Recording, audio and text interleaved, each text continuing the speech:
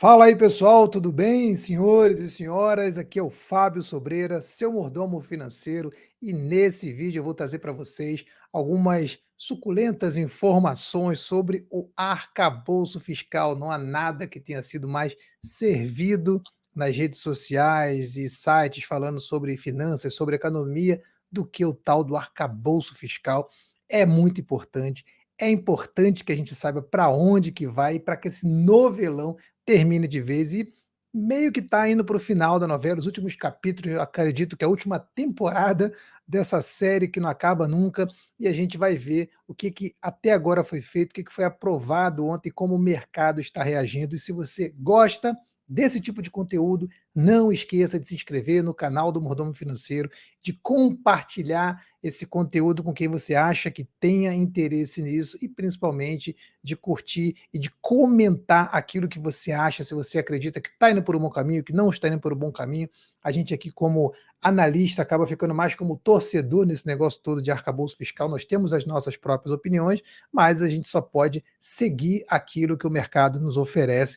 E a verdade é que esse arcabouço fiscal, do jeito que está sendo aprovado, não tem ainda uma credibilidade que deveria ter, um compromisso que deveria o governo ter com as contas públicas, e é isso que o mercado vem refletindo naturalmente no dia de hoje, após essa aprovação do arcabouço fiscal, e uma aprovação bem esmagadora, até mesmo surpreendente. Então vamos lá ao que a gente enxergou aqui, vou compartilhar minha tela com vocês. A notícia saiu em vários e vários e vários veículos aí, mas a primeira delas aqui é que a Infomoney coloca que a Câmara aprova texto base do novo arcabouço fiscal por 372 votos a 108, pessoal. Uma vitória esmagadora. O pessoal fala que é vitória de PEC, né?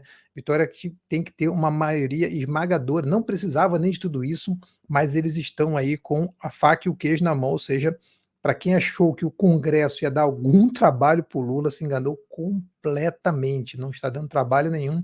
E a versão aprovada pelos congressistas traz algumas modificações em relação ao texto distribuído pelo relator na semana passada.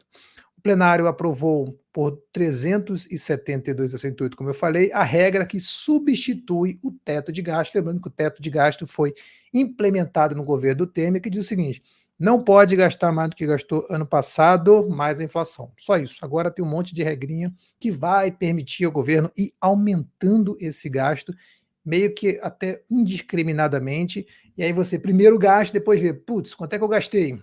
Gastei tanto, então agora eu vou precisar arrecadar o suficiente.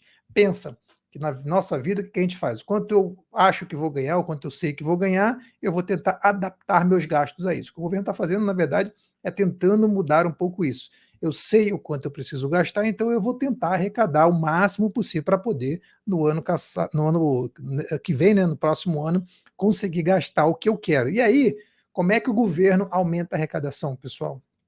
Ou ele vai ter que melhorar muito a economia, vai ter que melhorar muito o PIB, vai ter que melhorar muito, muita coisa, ou ele vai ter que aumentar impostos. E onde que o governo consegue diretamente agir? Não aumento de impostos. Teoricamente, diretamente, ele consegue agir nisso, porque no aumento da economia é o mercado que vai dizer, e são muitas outras coisas que vão definir isso.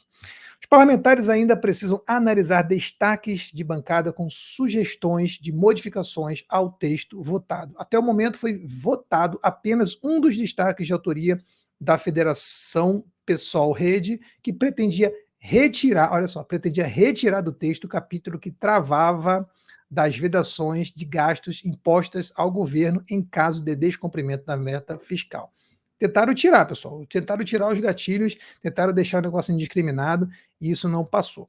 No Globo, diz que o placar foi de 372 a 1 e que o PL, partido do ex-presidente Jair Bolsonaro, liberou o voto e 30 de seus parlamentares votaram a favor do projeto do governo Lula, e já o pessoal votou totalmente contra. Então veja que um pouco inesperado o pessoal do PL no geral votar a favor. O pessoal tem seus motivos para votar contra e não concorda com algumas coisas e votou contra, mas, porém, todavia, o PL deveria, se realmente é oposição, votar contra, pelo menos no pensamento daquelas pessoas que acham que é preto e branco e tudo tem que estar para lá e para cá. Eu particularmente não acho assim. Se eles votaram a favor, precisa simplesmente saber por que eles votaram a favor. Eles acham que é menos pior, concordam com o que está lá, acham que é suficiente, acham que não tem mais por que ficar brigando. Então, cada deputado tem que apresentar seus motivos a seus eleitores, porque são eles que têm que cobrar depois dos seus deputados aquilo que eles estão fazendo. Já o Estadão diz que a Câmara dos Deputados aprovou na semana passada o arcabouço, que na verdade aprovou na semana passada o trâmite em regime de urgência, que garantiu que a nova regra fosse colocada em apreciação diretamente no plenário, sem passar por comissões. Por isso que houve esse regime de urgência e a gente teve essa votação aí bem rápida. Depois de votados os destaques, a proposta deve seguir para o Senado, então não está ainda nada decidido. Se houver alterações pelos senadores, o projeto volta para a Câmara e onde os deputados podem manter as mudanças ou recuperar o texto original. Após a tramitação no Congresso, o texto vai para a sanção do presidente da República, que tem 15 dias úteis para sancionar ou vetar total ou parcialmente, e os vetos são analisados e votados pelo Congresso em sessão conjunta de deputados e senadores, e para derrubar um veto é preciso obter a maioria absoluta de 257. Note, 300 e pouco foram os votos, precisava somente de 257, e assim também para derrubar o veto, e metade também dos senadores, são 81, com 41 você já consegue. Note então que o governo conseguiu passar por uma parte muito importante e que agora o que ele precisa é passar pelo Senado e ver se o Lula vai mudar alguma coisa para que o arcabouço finalmente saia do lugar. O UOL Economia destacou algumas coisas que vieram principalmente de alterações. O texto aprovado fixa regras para manter as despesas abaixo das receitas a cada ano. Se houver sobras nesse critério, elas serão usadas apenas para investimentos, buscando trajetória de sustentabilidade da dívida pública. O objetivo é zerar o déficit público já em 2024.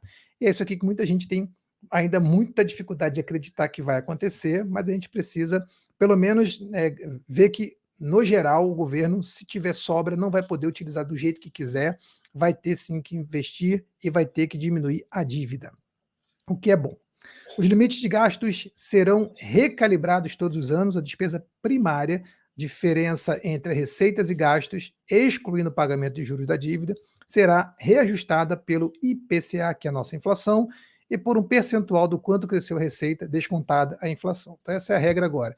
Pode gastar baseado na receita, como eu falei, o problema é, se eu conseguir aumentar muito a minha receita de arrecadação no ano, no outro ano eu estou liberado para gastar à vontade. O relator incluiu ainda a obrigatoriedade do governo adotar medidas de contenção de despesa, porque não tinha isso. Ele não precisava nem tentar conter despesa, agora eles têm que tentar. Os gastos deverão ser contidos caso não seja atingido o patamar mínimo para a meta de resultado primário a ser fixada pela Lei de Diretrizes Orçamentárias de cada ano. Na versão original, o governo não se comprometia com o corte de gastos e dizia apenas que iria limitar o crescimento das despesas caso os resultados financeiros ficassem abaixo do esperado. Outra coisa, salário mínimo e Bolsa Família ficaram blindados, ficaram de fora. O aumento real do salário mínimo e o pagamento do Bolsa Família, mesmo que em caso de descumprimento da meta fiscal.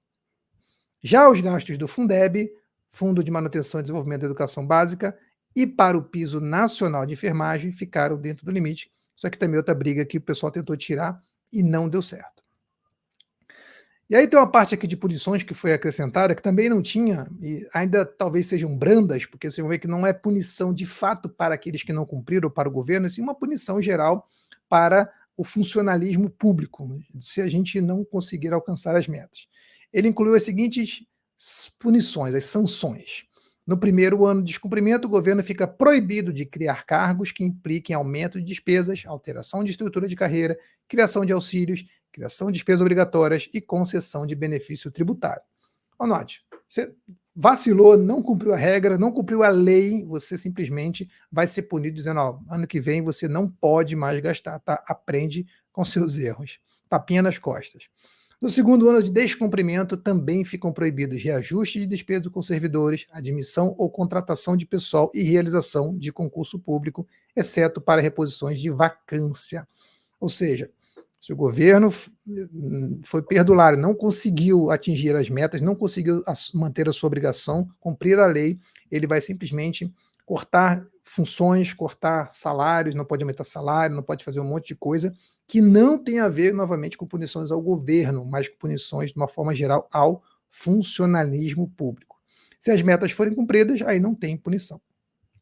Na Carta Capital saiu uma matéria interessante dizendo que houve um estrangulamento, que foi a crítica de alguns deputados do PT ao arcabouço fiscal apresentado, esse que foi votado, e não ao original. A bancada do PT, no geral, votou integralmente a favor, né, pelo o arcabouço fiscal criado para substituir o teto de gastos, só que os 66 votos foram pela aprovação, porém não inviabilizaram fortes críticas de petistas ao texto. Deputados do partido protocolaram declarações de voto nas quais questionaram o teor da regra fiscal, especialmente após as mudanças promovidas pelo Cláudio Cajado, que é o relator. Consideramos que o relatório de Cajado agravou sobremaneira as normas de contração dos gastos públicos, limitando fortemente a capacidade do Estado de fazer justiça social e comandar um novo ciclo de desenvolvimento, diz um documento protocolado, entre outros, pelo Lindenberg, Rui Falcão e Bongás. Eles classificaram como uma imprudência que o novo regime fiscal, segundo o relatório de Cajado, seja essencialmente determinado por uma redução dura e imediata da dívida interna, ao contrário de estar voltado para o Estado comandar um robusto ciclo de desenvolvimento sustentável e crescimento da economia, com distribuição de renda, criação de empregos, concentração de riqueza, desconcentração de riqueza e soberania nacional. Ou seja, os caras queriam era que ficasse largado do jeito que estava para o governo poder gastar à vontade em prol de um suposto desenvolvimento, e ficaram muito bravos porque o texto acabou limitando um pouco esse poder do governo. Como é que a Bolsa reagiu a isso? Aí a gente vai ver que hoje a Bolsa está caindo, chegou a cair mais de 1%, agora está caindo 0,86%, deu uma recuperada. Você vê aqui, estou com um gráfico diário, o dia de hoje começou aqui, ó, logo no início, na abertura, uma forte queda, depois foi andando meio de lado e continua meio de lado, perto dos 108, agora perto dos 109 mil pontos, uma queda de quase 1%. Se a gente olhar, já vem andando de lado assim há uns 3 dias. Se a gente colocar o gráfico diário, a gente vai ver que houve um aumento gigantesco do Ibovespa desde o dia 4 de maio, aqui praticamente esse mês inteiro subindo, só teve de 12 pregões, um pregão de baixa, até a semana passada. Essa semana 3 pregões de baixa já, a gente chegou a bater nos 111 mil pontos, quase 112, agora já voltamos para o 108, perto do 109. E a gente vê que apesar do Bolsa estar nesses últimos dias numa tendência de alta, porque ela chegou a bater lá em março de 23 de março, abaixo dos 100 mil pontos, ela vem subindo, pelo menos ultimamente. Mas se a gente for olhando mais para trás, eu vou botar o gráfico agora semanal, significa que cada vela dessa aqui vai significar uma semana, você vê que aí o negócio já está diferente, né? Se a gente for parar para olhar aqui desde a eleição do Lula, pessoal, a gente pode dizer aqui, ó, esse candle aqui, ó, ele é o candle pós-eleição, novembro de 2022. Veja que houve uma queda muito brusca naquela semana, coisa de 5%, e depois, vamos parar para pensar que o Ibovespa fechou naquela semana aqui, ó, perto dos 112 mil pontos. E se vocês olharem para cá, esse tem sido o nosso teto, tem sido o nosso limite, né? Então a gente está tentando romper essa resistência, que a gente chama de resistência, que tenta sair dali, mas toda vez que chega perto de 112 mil, volta. Agora nem chegou no 112, chegou no 111 e já deu uma voltada. Vamos ver se dessa vez consegue romper, porque faz tempo, desde a eleição do Lula, que a gente não consegue ficar muito fora disso. Chegou a bater rapidinho no 114 e tal, mas os 112 mil tem sido um limite e uma resistência muito importante para o nosso índice. E, de uma forma geral, aqui refletindo agora as ações da Bolsa, está tudo caindo no geral. Petróleo é o que tem segurado um pouco, a Petrobras vem segurando a Bolsa já durante alguns dias. A Vale caindo mais uma vez, materiais básicos aqui caindo bem, porque os materiais, o minério e os commodities no geral estão caindo. Ambev vem sustentando aqui o consumo não cíclico, Banco do Brasil e BB Seguridade vem sustentando aqui o setor de bancos, pessoal. Ou seja, o mercado hoje não está refletindo muito bem é esse novo arcabouço fiscal. Hein, vejam, não tem nada definido, o jogo não acabou, o jogo não está ganho nem perdido, o que está acontecendo agora é um movimento natural que tem que acontecer para destravar isso. O arcabouço fiscal é muito, muito, muito de longe daquilo que a gente queria. A gente gostaria que fosse um negócio muito mais voltado para o cumprimento de obrigações, com mais responsabilidade, mas ele é com certeza melhor do que já foi, melhor do que começou sendo, e melhor do que muita gente talvez esperasse desse governo do PT. A gente não está aqui para discutir governo, está aqui para discutir responsabilidade, porque é isso que a Bolsa está vendo. A gente quer que a Bolsa cresça, que a Bolsa deslanche. Não importa em quem você vota, se você investe, você tem que querer que os juros caiam, que a inflação caia, que a Bolsa suba para que você consiga investir em boas empresas, em bons negócios e consiga ganhar lá no futuro mais dividendo, mais renda e mais dinheiro para o seu bolso. É isso que você tem que se preocupar. Ficar discutindo política não traz dinheiro para o seu bolso. O que traz dinheiro para o seu bolso é pensar de forma fria, pensar de forma calculista onde você vai investir, sim, torcendo pelo seu país, por aquilo que você acredita, mas não ficar gastando seu tempo com notícias de quem votou, quem não votou, por que votou, por que não votou. Depois, na hora da eleição, você vai cobrar do seu candidato, pessoal. Mas agora você tem que pensar o que é melhor para você.